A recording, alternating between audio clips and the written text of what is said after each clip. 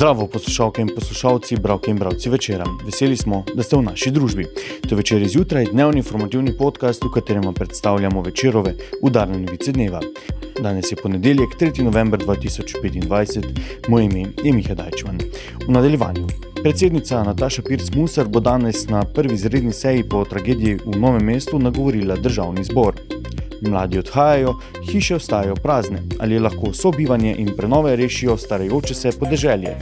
NK Maribor po šoku, zmaga in znova ostre besede trenerja. Naročite se na podcast, da boste obveščeni ob izdaji naslednje epizode. Vseskozi smo z vami na vc.com. Danes bo po tragičnem dogodku v Novem mestu, v katerem je umrl 48-letni Aleš Šutar, prva od izrednih sej v državnem zboru, na kateri bo poslance nagovorila predsednica republike Nataša Pirc Musar.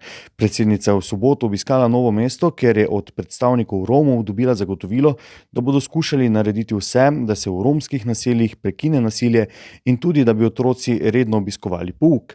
Glede ukrepov, ki jih je napovedal premier Robert Golob, meni, da gredo mnogi v pravi smeri, je pa zadržana do predloga za vključevanje vojske. To mora biti zadnji in ne prvi ukrep, je stališče predsednice. Sekretariat Sveta za nacionalno varnost vladi predlaga aktivacijo 37. člena zakona o obrambi, po katerem lahko slovenska vojska sodeluje s policijo v mešanih patruljah. Objavljamo tudi analizo sociologa dr. Andreja Natererja, ki se sprašuje, ali smo se sposobni ustaviti, preden se kolektivni šok spremeni v kolektivno histerijo. Če bomo znali po tej tragediji zadržati dih, predihati jezo in prisluhniti drug drugemu, bomo morda prvič po dolgem času storili nekaj, kar bi Alešu Šutarju in drugim res izkazalo spoštovanje. Ne z novo moralno paniko, ampak z iskrenim poskusom spremembe. Medtem ko v Avstriji že preizkušajo nove oblike skupnostnega bivanja na podeželju, slovenski strokovnjaki opozarjajo, da tudi pri nas v velikih delno praznih hišah tiči ogromen, a neizkoriščen stanovanjski potencial. V Spodnji Avstriji so v zadnjih letih zaznali trend, ki bi moral skrbeti tudi Slovenijo. Mladi množično zapuščajo podeželje, manjši okraji se praznijo, številne vasi pa postajajo le še spalnice večjih mest. Po raziskavi regionalnega združenja Römerland Zentrantum in Inštituta za družbene spremembe bo do leta 2040 že tretjina prebivalcev te avstrijske regije starejših od 65 let.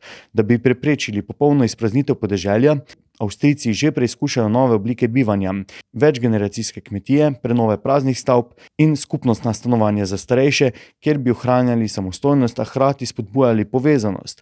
Eden od primerov dobre prakse je kmetija v Marija Rögendorfu, kjer starejši živijo skupaj, a vsak ohranja svoj prostor in dostojanstvo. Tudi prebivalstvo slovenskega podeželja se hitro stara. V številnih vaseh danes samevajo hiše, ki so jih nekoč gradile večgeneracijske družine, v njih pa ostajajo le še starejši pari ali posamezniki, ki hiš ne zmorejo več vzdrževati. Po ocenah strokovnjakov bi lahko prav te hiše postale ključ do prenove oživljanja podeželja, če bi znali njihov potencial prepoznati in ustrezno izkoristiti. Stanovanje ni le streha nad glavo, ampak dom, varnost in občutek pripadnosti, poudarja dr. Boštjan Kerbler, znanstveni svetnik in vodja raziskav na področju stanovanj na Urbanističnem inštitutu Republike Slovenije. V Sloveniji ima po njegovih besedah dom še poseben, skoraj simboličen pomen, več kot 2/3 prebivalcev živi v lastnih hišah, pri starejših pa je ta delež še bistveno višji. Na podeželju gre večinoma za velike družinske hiše, zgrajene v 60. in 70. letih prejšnjega stoletja, pogosto zasnovane za več generacij. Danes so te hiše prevelike, energetsko potratne in težko jih je vzdrževati, kljub temu pa se lastniki redko odločijo za selitev, pojasnjuje. Več preberite v članku Sanje Verovnik. Šoku v pokalu, ko je nogometaše Maribora izločil drugoligaš Brinje, je sledila ligaška zmaga proti Bravu. Po razočaranju v Grosuplju se je trener Maribora Feđa Dudić odločil za prve kadrovske sankcije v moštvu. Na gostovanje v Ljubljano ni vzel Mbine, Taylorja in Bambe.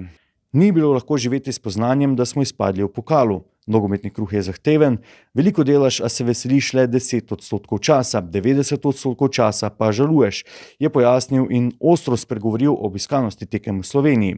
Sramota je, da se je na tekmi druge in tretje ekipe na lestvici zbralo 300 gledalcev. Da je praznik, tudi ko ni praznik, gledam prazne stadione. Je treba pripeljati Real Madrid, da bi ga gledali, je vprašal.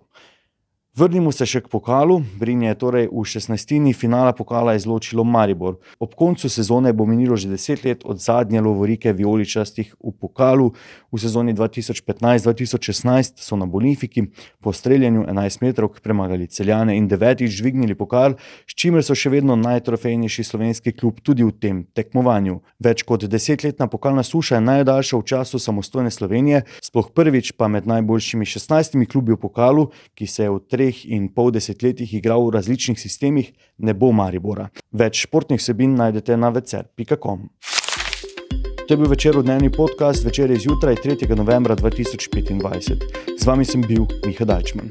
Kakovostno novinarstvo lahko podprete tako, da se naročite na tiskanje Spletni večer, postanete naš sledilec in bralec na družbenih omrežjih, naročnik naših podcastov in newsletterjev. Tako boste podprli novinarstvo, ki prinaša avtentične vsebine, ki jih pripravljajo naši novinarji in jih druge ne boste našli. Želimo, da razumete, kako se vrti svet.